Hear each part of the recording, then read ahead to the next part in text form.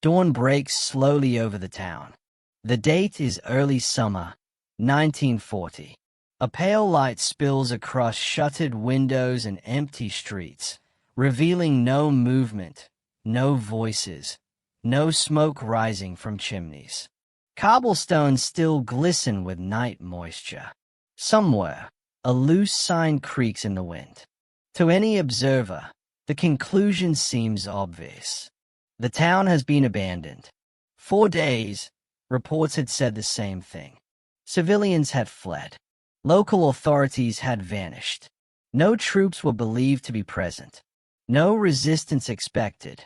In a war defined by artillery barrages and screaming engines, this place appears forgotten.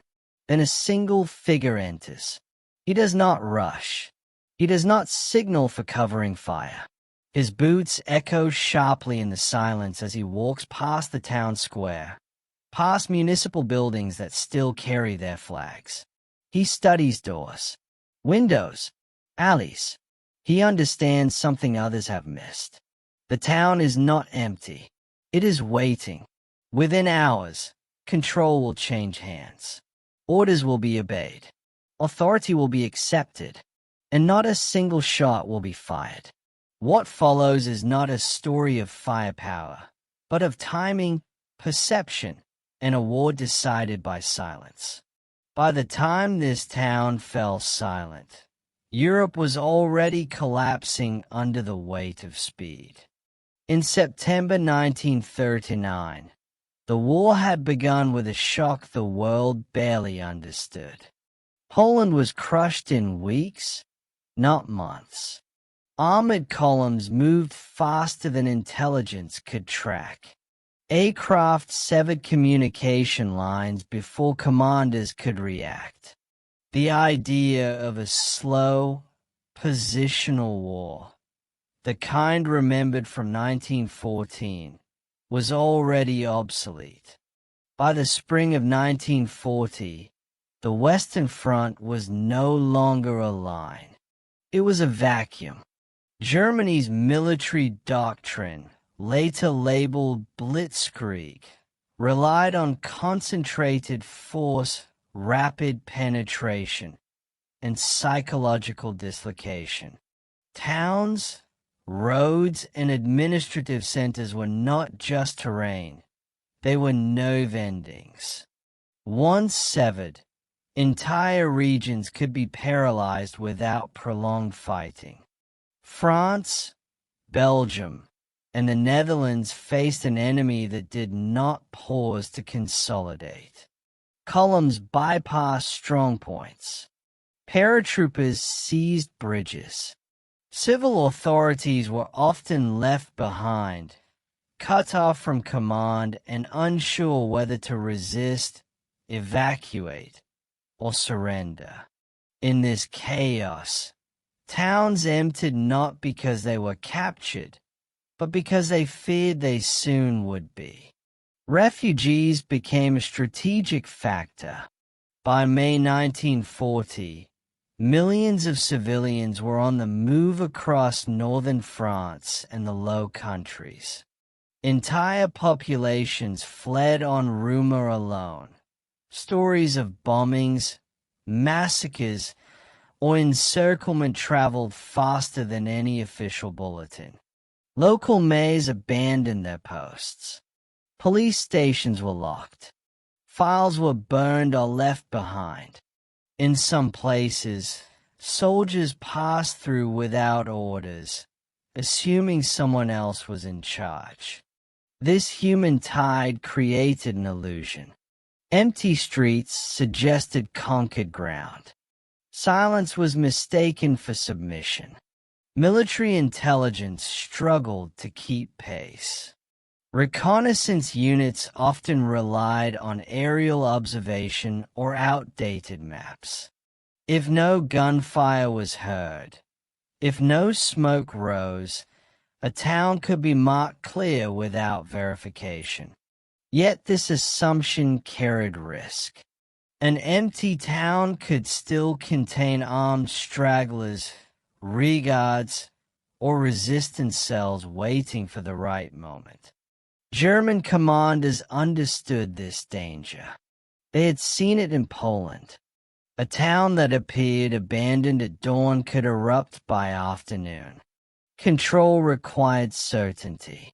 Certainty required presence. But presence did not always require force.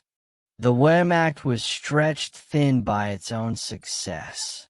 Fast-moving spearheads outran supply lines. Units were often ordered to advance with minimal support, relying on initiative rather than detailed instruction. Junior officers, lieutenants and captains, were expected to make decisions that, in another army, would have required a general's approval. This doctrine rewarded decisiveness. A town without resistance was not something to wait on. It was something to claim. Flags raised, orders posted, authority established. Once done, the psychological battle was often already won. Civilians complied because someone was in charge. Enemy troops withdrew because they believed they were too late. This was the environment in which one man approached a town that everyone else believed was empty. And it was this belief that would soon prove dangerously incomplete. The town lay along a secondary road, not a capital, not a fortress, but essential all the same. Its importance did not come from factories or rail hubs, but from administration.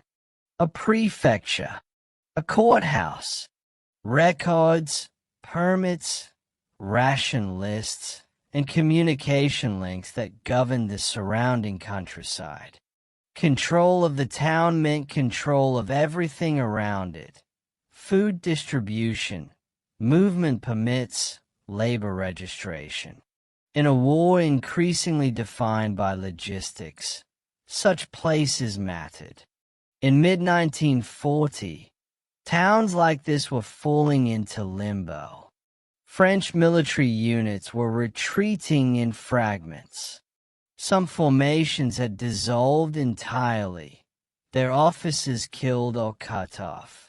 Others were moving west under orders that changed daily. Defensive lines existed on paper long after they had ceased to exist on the ground.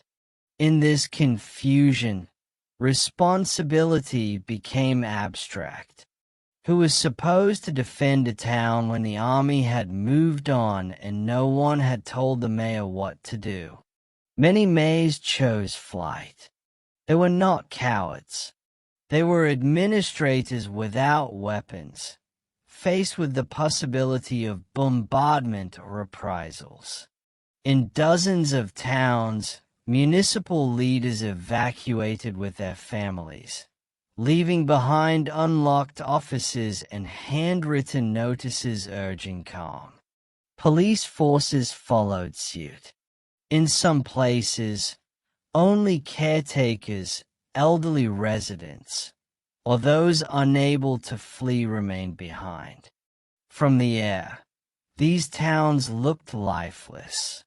From the road, they sounded dead. But inside, they were not unoccupied. Cellars held civilians who had not fled. Local clerks stayed to protect records. Utility workers remained to keep water flowing and fires from breaking out.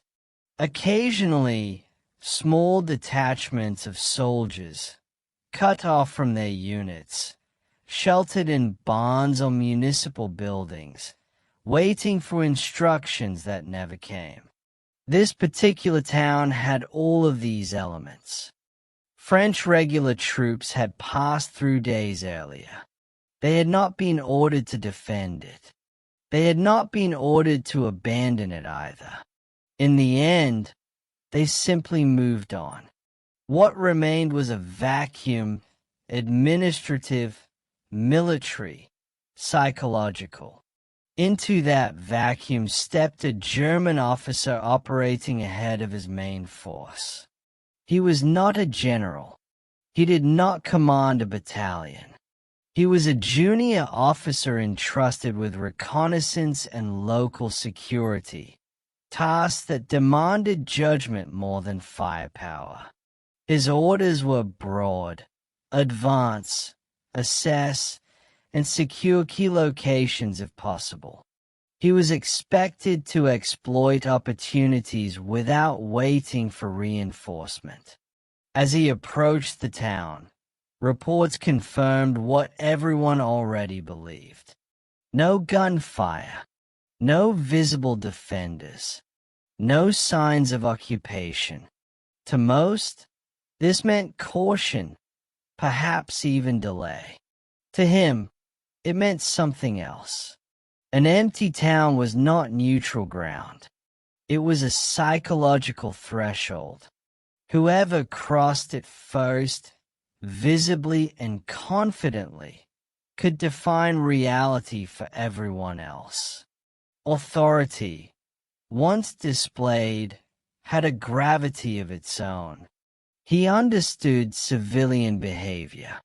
People complied not because of force, but because of structure. They followed uniforms. They obeyed posted orders. They assumed that power, once present, was legitimate until proven otherwise. This was not recklessness. It was calculation. The officer did not prepare for a fight. He prepared for control.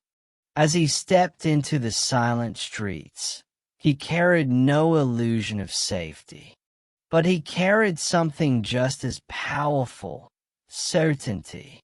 And certainty, in a town waiting for direction, could spread faster than fear. The moment he reached the town square, the decisive phase was already beginning.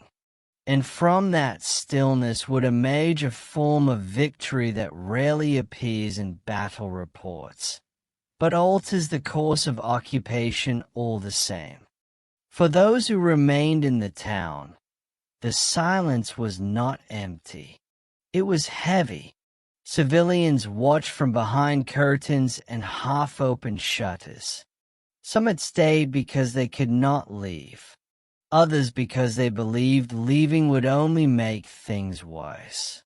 They had heard what happened on the roads: air attacks, confusion, separation. Staying felt safer than becoming refugees. When the officer entered the square, he was seen long before he was approached. A single uniform in an empty town carries weight. His presence answered a question no one wanted to ask out loud. Who is in charge now? No one screamed. No one ran. People waited. That waiting was instinctive.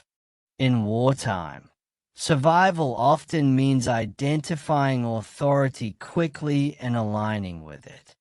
The officer understood this. He did not shout. He did not threaten. He walked as if the town had already been taken. That assumption was contagious. Angle 2.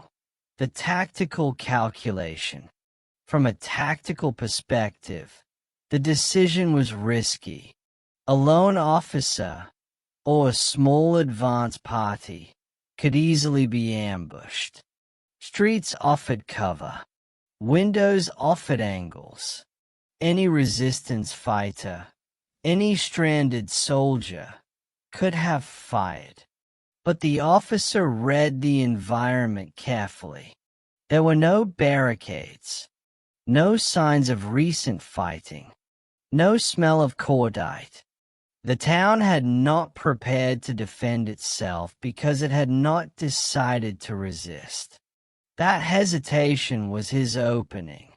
Instead of moving cautiously, he moved decisively. Speed created the illusion of security. Anyone watching would assume more troops were nearby. Confidence replaced numbers. Angle 3. Authority as a weapon. The officer's most effective weapon was not his sidearm. It was procedure. He headed straight for municipal buildings, the town hall, the police station, the prefecture. These places symbolized order. By occupying them first, he inverted the power dynamic. Civilians no longer wondered if the Germans had arrived. They now wondered what the rules were. Once a flag was raised, once notices were posted, uncertainty evaporated. Resistance thrives in ambiguity. Control thrives in clarity. By the time anyone thought to question his presence, the question was already irrelevant.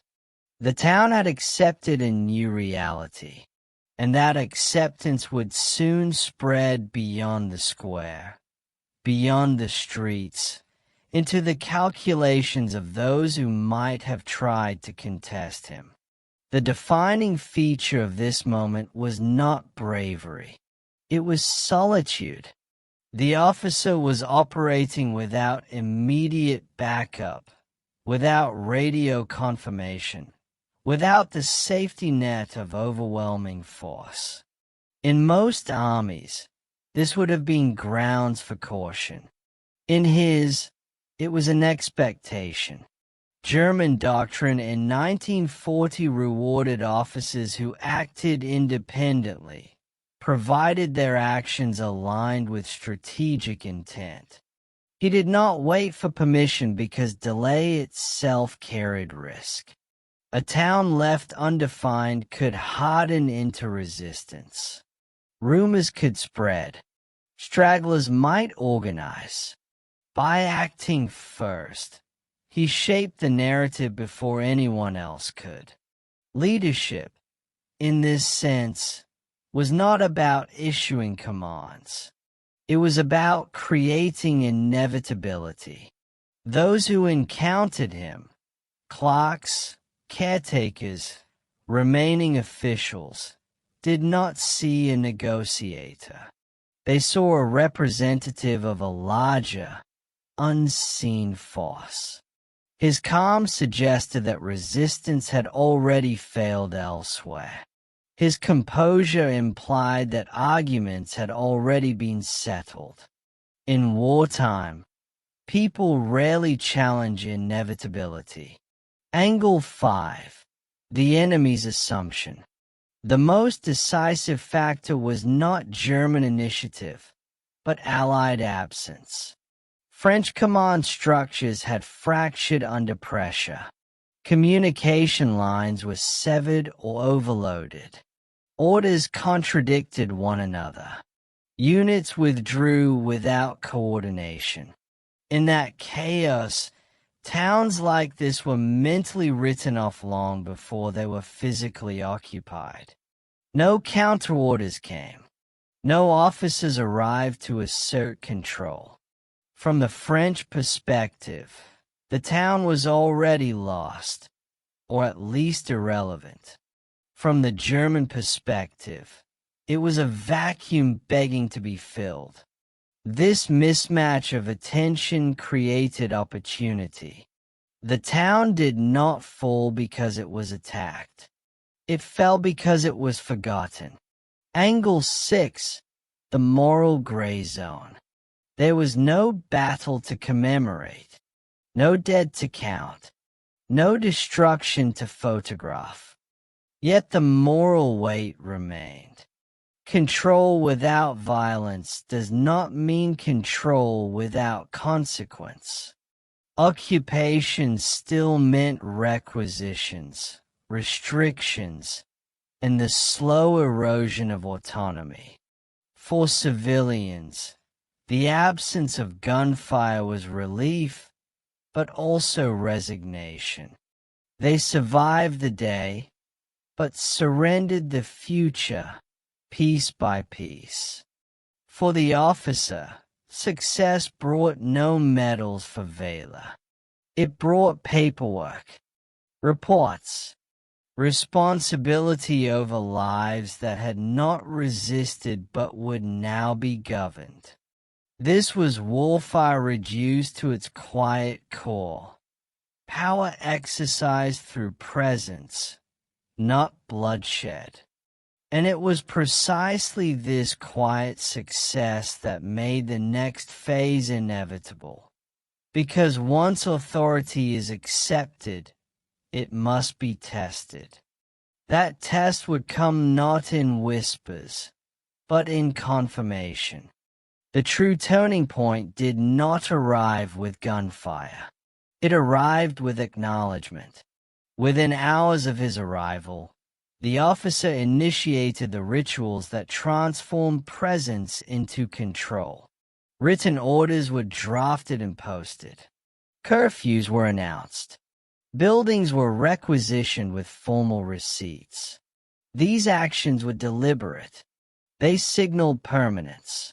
Civilians responded not with defiance, but with compliance. Shopkeepers opened when told to open. Utility workers reported for duty. Local clerks returned to their desks. The town, which had existed in suspension, resumed function under a new authority. Still, the occupation remained fragile. At any moment, French forces could have returned. A single platoon, properly commanded, could have overturned the situation. The officer knew this. His window was narrow, measured in hours, not days. So he expanded the illusion. Messengers were sent along surrounding roads. Not patrols, messengers. They carried word that the town was secured, that German forces were present in strength. No numbers were mentioned. None were needed. Ambiguity worked in his favor. By nightfall, that ambiguity had hardened into belief. French units moving nearby avoided the town. They assumed it was already garrisoned. Resistance groups delayed action, waiting for confirmation that never contradicted what appeared obvious. Even civilians began correcting one another. The Germans are already here, as if it had been true all along. This was the moment of no return. Control no longer depended on the officer's physical presence. It existed independently, reinforced by assumption and repetition. The town had crossed an invisible threshold from contested to occupied. When advanced German units finally approached the next day, they did not fight their way in. They marched. The officer met them not as an intruder, but as a host. And in that quiet handover lay the full realization of what had been achieved. Yet this bloodless victory would not go unnoticed. Reports would be read, questions would be asked, and higher command would seek to understand how a town had fallen without resistance. Because understanding this meant replicating it elsewhere. The implications of that realization were far larger than this single square. When the main German elements entered the town, they did so cautiously at first. They expected at least token resistance. A sniper, a roadblock, a single exchange of fire to confirm the situation. Instead, they found order. Notices already posted. Civilians already accustomed to commands. Municipal buildings already secured. The officer's report was brief, factual, almost understated. Town entered. No resistance encountered. Administrative control established. Population compliant. There was no embellishment. None was needed. From a command perspective, this was ideal. A functioning town required fewer troops. Supplies could be requisitioned without disruption. Roads remained open. Communication lines were intact. What had been taken was not rubble, but infrastructure. This moment marked a subtle shift in the campaign. High Command had expected speed. What they had not fully anticipated was how often speed could replace violence altogether. Every town secured without fighting meant fewer casualties, fewer delays, and fewer resources expended. It also meant something harder to quantify: psychological momentum. The officer's action validated a principle already forming within German operational thinking: that perception could be shaped faster than territory could be seized. French intelligence, when it finally caught up, struggled to reconstruct what had happened. Reports conflicted. Some claimed the town had been defended and lost. Others insisted no defense had ever existed. In truth, neither was accurate. The town had not been defeated. It had been convinced. This distinction mattered. Elsewhere, commanders began to replicate the method. Advanced detachments pushed deeper. Officers were encouraged to assert authority wherever resistance was uncertain. Flags, orders, and presence preceded firepower. In many places, it worked. In others, it failed catastrophically. But the lesson remained: hesitation could be more dangerous than boldness. For the civilians of the town, the turning point passed quietly. There was no single moment to remember, no explosion to mark the change. Life simply continued, under new rules. That absence of drama was itself profound. Wars are remembered for battles. Yet occupations begin in moments like this, unrecorded, unphotographed, decided by assumption rather than force. By the time consequences became visible, the cause had already faded into routine. The officer was reassigned soon after. His role was complete. The town no longer required initiative. It required administration. But the effects of that first day, of walking into silence and filling it with authority, would linger far longer than his footsteps on the square. And as the campaign rolled onward, leaving more towns in similar states of quiet submission, the real cost of bloodless victories began to emerge, not in casualty lists, but in lives slowly reshaped by occupation. Those consequences would define the next phase of the story. The immediate aftermath was measured not in destruction, but in adjustment. Within days, the town was fully integrated into the occupation system. German administrative units replaced improvisation with regulation. Curfews were enforced. Movement permits were issued. Food stocks were inventoried and rationed. What had begun as a single officer's assertion of authority became an apparatus. For civilians, the transition was unsettling precisely because it was orderly.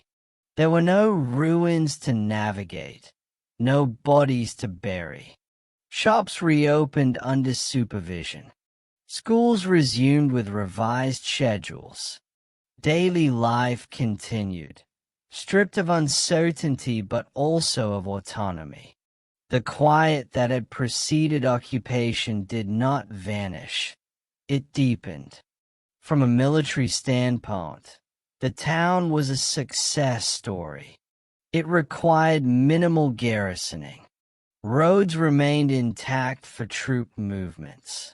Local infrastructure supported advancing units. Reports from the region highlighted efficiency rather than resistance. Yet beneath these reports lay a distortion. Because no fighting had occurred, the occupation appeared benign. But compliance was not consent. It was calculation. Civilians weighed survival against defiance and chose the former. The absence of violence did not mean the absence of fear. It meant fear had been internalized. French military command, struggling to reconstitute coherent defenses, acknowledged the loss only indirectly. The town did not appear in casualty summaries. It did not warrant a counterattack. In the calculus of retreat, it was simply one more point conceded. This normalization was itself consequential. Towns taken without resistance encouraged the belief that further resistance was futile. Each quiet occupation amplified the psychological effect of the previous one.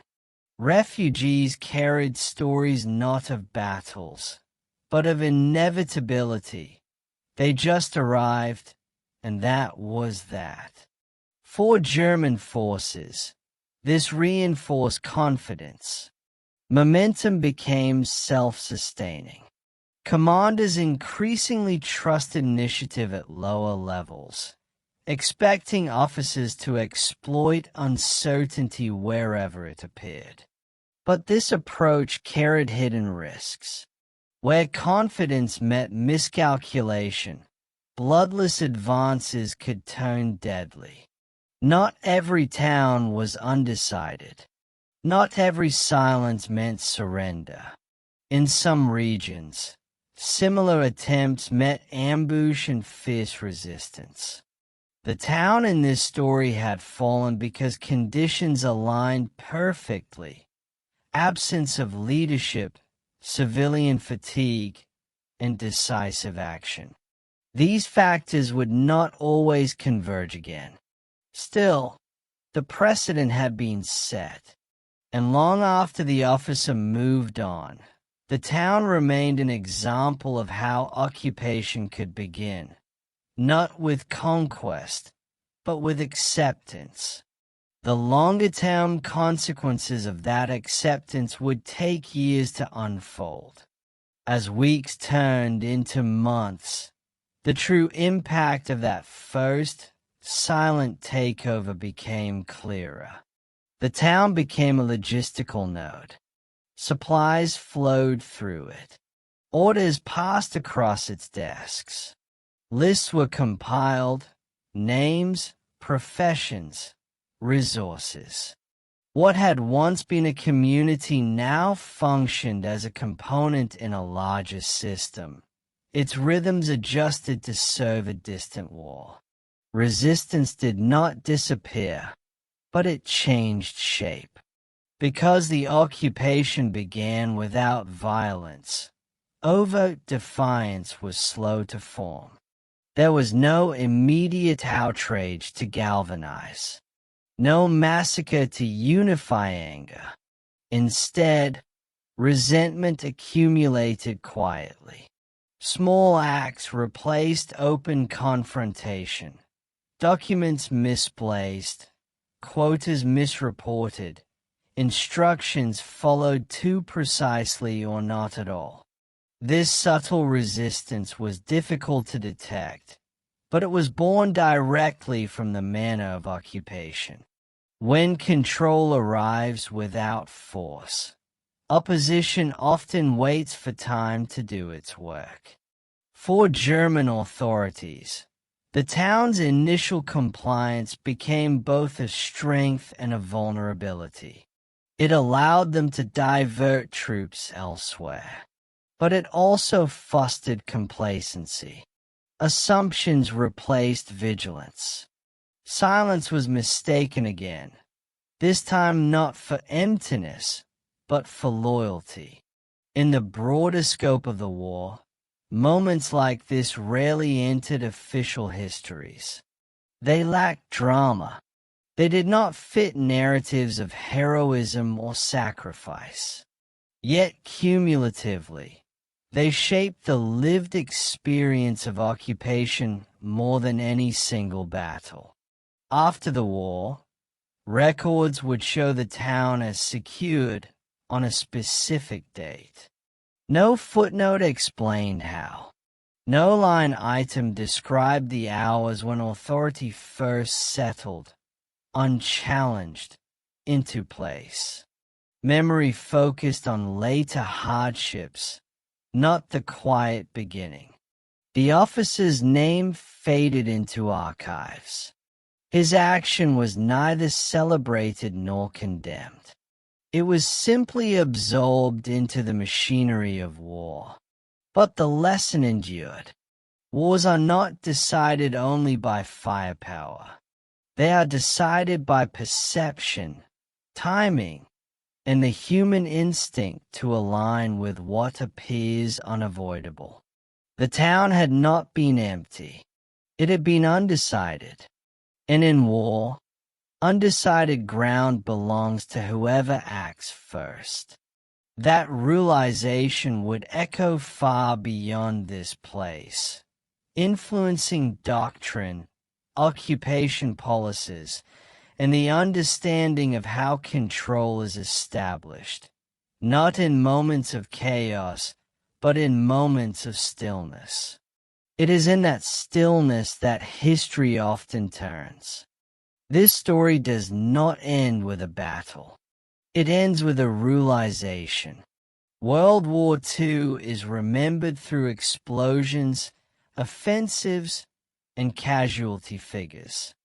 Yet beneath those defining moments lies another layer of history, one shaped not by violence, but by decisions made in silence. The taking of this town reveals how quickly authority can replace uncertainty when no one is prepared to contest it. The officer did not conquer the town. He occupied a pause, a moment when leadership was absent, when civilians were exhausted, when the war had already moved faster than understanding. Into that pause, he inserted certainty, and certainty, once accepted, became reality. This is not a story of brilliance or heroism.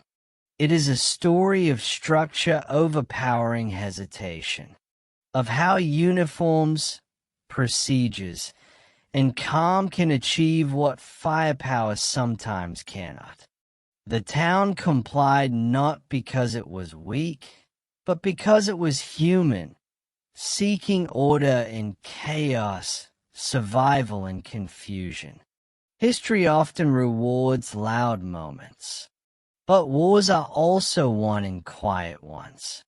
In towns where no shots are fired, but futures are redirected, where control arrives walking, not charging, where the absence of resistance becomes its own kind of defeat. They thought the town was empty. It wasn't. It was waiting. And in that waiting, a single decision reshaped everything that followed.